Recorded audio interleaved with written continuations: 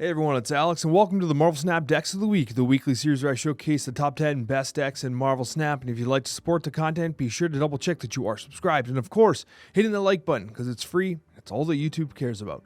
With that being said, we got 10 decks to talk about here. Today, we're going by win rate. Do note that we are using statistics from Untapped from ranks 80 to 100 to account for the leveling process, so you might see some bot inflation along the way. But let's talk about these decks, starting with number 10, which is Red Agatha Hela. That's right, Red Agatha Hela kind of making a little bit of a comeback here. Not a lot of games from a sample size perspective, about at a 59% win rate and a 0.51 cube rate. Pretty solid overall. This deck is obviously utilizing Redshift, which is a Series 4 card that you might have forgotten about, but honestly brought Agatha back from the dead. Redshift was an absolutely massive inclusion in decks like this, and it has made the Agatha-style gameplay significantly more viable.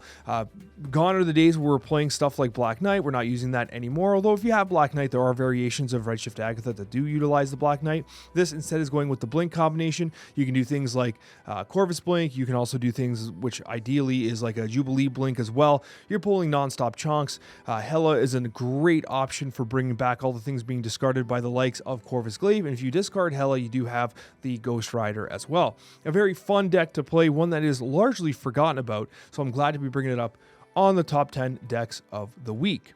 Going to number 9, we have one of the nemesis of prior season, but largely not seeing as much play as expected despite how powerful this deck has proven to be, and that is Manspider.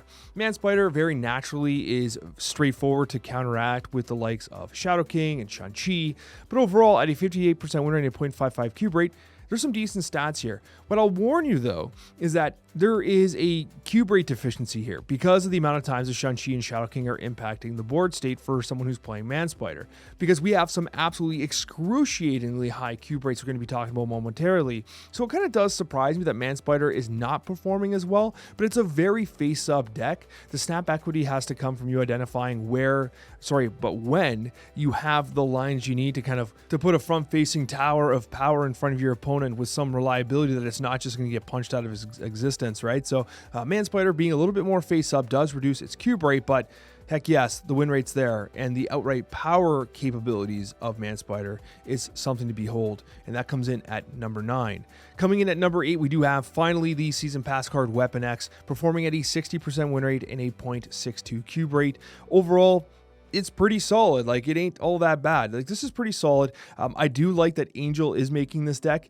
If I can remember correctly, this is actually the list that I featured in my review of Weapon X, which is kind of exciting to see that, my Weapon X review resulted in what is currently one of the top performing versions of Weapon X according to Untapped based statistics. So that is kind of cool. The Uncle Ben was a lot of fun to play, but specifically Angel, I felt like Angel was actually legit in this deck because it was an opportunity to deck thin, considering how reliably I was destroying cards on a frequent basis. Angel was coming down. I could even destroy it again. Weapon X getting the benefit from there.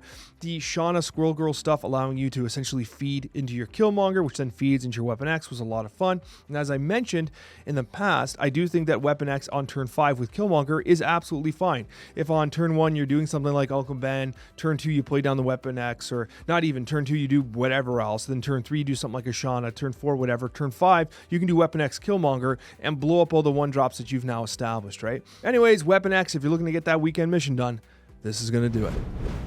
Coming in at number 7, we have Move, and as discussed on the OTA video, Human Torch got nerfed pretty significantly, and it's now a significantly harder card to get ramped up as opposed to what it was before, especially when you consider that not only has its power been decreased, but some of the activations like Sparky have also been nerfed alongside it. So as a result, Move, getting a 60% win rate, 0.76 cube rate deck, with the likes of like your Spider Punks, your Hydra Stompers, your Ezekiel Sims is in this deck, Silk, Mercury, and Juggernaut as some tech. I like this a lot. I think this is really cool. This is the kind of move I want to see. I want to see move that results in a lot of different moving parts, no pun intended. Things like Ezekiel Sims jumping into the Kraven getting incrementally bigger, your Hydra Stomper getting incrementally bigger, Spider-Punk doing some cool tech stuff, and Hellion being allow you to kind of set up an interesting board state where you can finish off with something like a Juggernaut, with Disruption, of course. I think this deck is cool. This is what move should be. I don't think the Human Torch style move where like you just make a 200 power Human Torch and drop a Tribunal, like that kind of really sucks. This, at least, sucks less. I think this is less sucky. It's not even sucky. I think this is cool stuff. I like this version of move, so I'm happy that it's doing as well as it is. Coming in at number 7. And then we got number 6 here. Number 6 is going to be War Machine, although it's been nerfed pretty significantly.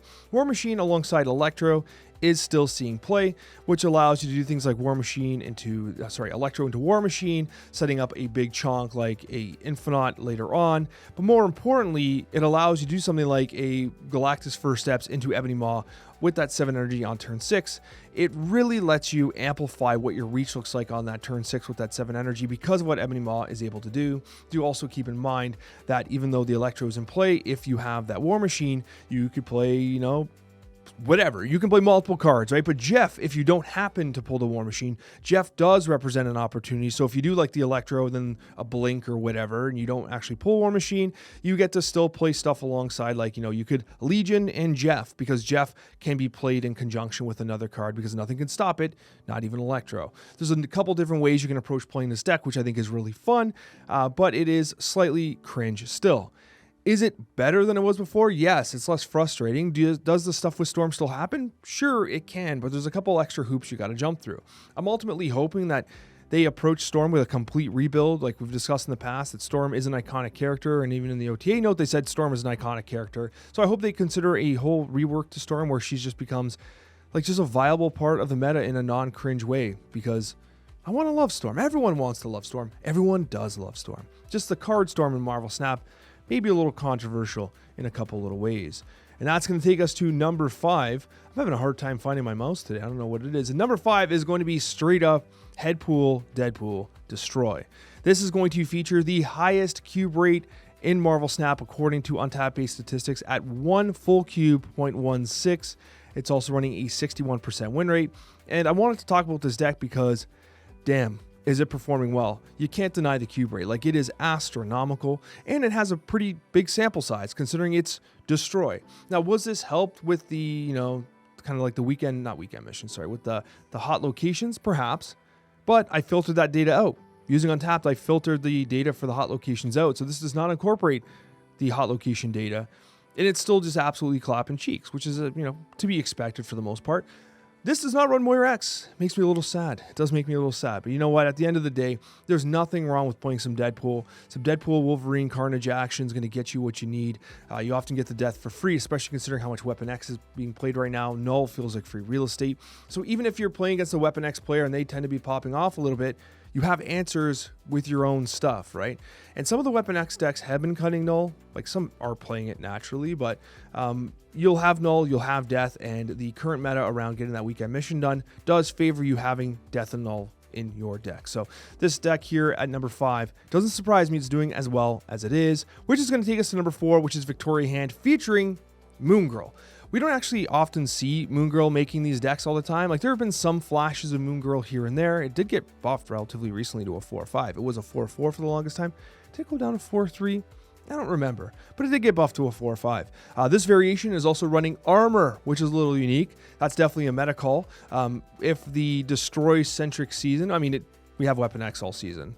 You're probably going to want to play Armors and Cosmos and stuff like that going into these weekend mission kind of things. But Armor making this particular deck for just the simple reason that, like, hey, you could totally mess up a Destroy player's game plan.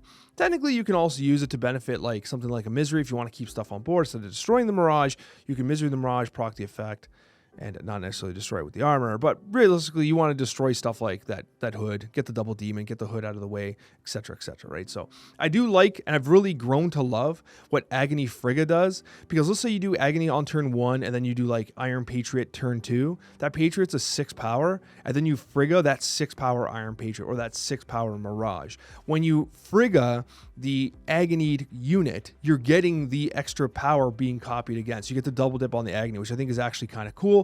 At first, you're like, oh, I feel like I'd cut Agony. And then when you play it, you're like, wait a minute. I think I really like Agony here. It feels like free real estate. Because it is free real estate. As we go into our top 3. I gotta be honest with you, I love when Ongoing is doing well. Because that means that the Marvel Snap meta is doing well. And here we got a 62% win rate, 0.78 cube rate ongoing deck. Nothing crazy, nothing fancy here. I would even go as far to say it actually surprised me, like I just mentioned in the prior deck, that Armor doesn't make this, because you're going to play Spectrum. Armor feels like free real estate where you could really upend your destroy opponent's opportunity to get their game going. It's a legit snap condition when you have initiative and they lined up like, oh, X23, Wolverine. Like, you know what's coming next. They're going to Deadpool Carnage and then nothing's going to happen because with initiative, you slide the Armor in there. I think Armor could make this deck, honestly. Who would I cut for Armor? I don't know. You don't want to cut Mr. Fantastic because it obviously works well with the Moonstone. Cap Cutter is so good. Cap is good as well. Maybe Ravonna? But like, you get a lot of value from Ravonna because the Goliath gets discounted, Mystique, Iron Man gets discounted, obviously Mr. Fanta gets discounted. They all do pretty well here. But if you're missing like Sam Wilson or whatever, first of all, Sam Wilson is kind of a hard card to miss because the shield is a secondary target for Spectrum to hit, even if you don't draw Sam Wilson, which is kind of cool. But I'll tell you, I think that ongoing is a very fun list. I'm glad that it's doing as well as it is because an ongoing meta is a good meta for the most part. Coming in at number 2, we have Darkhawk.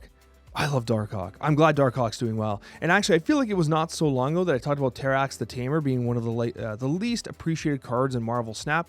It's got an animation now if you haven't played it in a while. It's had an animation for like months, but whatever. 62% win rate, 0.87 cube rate, astronomical stats. This deck also features the Prowler because alongside the Prowler, you have the Werewolf by Night. Things are going to be moving here. Deafening Chord makes this particular shell, and I think Deafening Chord is a fantastic card.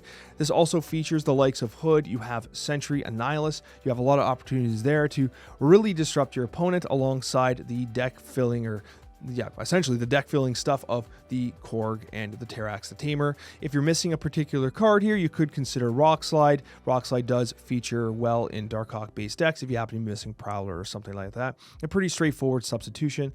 But overall, I think this deck is cool. And I really like Darkhawk. And I feel like Darkhawk is genuinely unappreciated. And you're seeing a Nihilus again, which is kind of neat. Anyways, not seeing a whole lot of play, but the stats absolutely back up this deck being a cheat clapper. That's going to take us to our number 1 deck of the week. And as I said before, if you find the videos helpful, consider hitting that like button, as I'm sure you're going to like that Chamber. That's right, it's Chamber is coming up number 1 this week with a 63% win rate and a 0.71 cube rate. I will note that the cube rate on the Destroy deck was higher, but the win rate here is astronomical at 63%, and we were ranking by win rate on this given day. This is a Blink style deck utilizing Chamber, which is awesome. Isan Chamber is absolutely beautiful, and if you know at the end of the turn you're going to be pulling down cards, it doesn't matter because when you Chamber, you activate while the turn is still happening, you get the buff, and then Isan pulls stuff down. This is almost similar to what I was playing with Chamber, except I was not playing the Electro Blink line. Stats have spoken. But if you want to play some Marvel Snap and you want to get some weekend missions done with Chamber definitely impressing to the upside this week in Marvel Snap. Thank you so much for watching. I appreciate each and every one of you, and we'll see you on the next one.